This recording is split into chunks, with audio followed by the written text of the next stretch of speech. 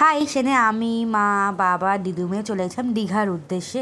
অনেক দিন ধরে প্ল্যানটা হচ্ছিল, যাওয়াই হচ্ছিল না। সেই মাধ্যমিকের পর দিয়ে বলে আসতাম নিয়ে যেতে অ্যাট লাস্ট এইচএসের পর নিয়ে যাচ্ছে। তো বাসে করে বেরিয়ে পড়লাম। প্রায় আমরা 6:30টায় বেরিয়েছিলাম আর ঢুকতে 12টা বেজে গেছিলো। আর এখানে দীঘা জগন্নাথ মন্দিরটা দেখতে দেখতে যাচ্ছিলাম। আর আমরা গেছিলাম নিউ দীঘায়।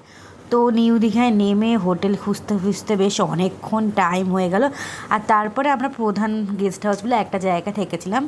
গেস্ট হাউসটা সত্যিই খুব সুন্দর। তারপরে আমি মা বাবা সবাই স্নান করার জন্য বেরিয়ে গেলাম।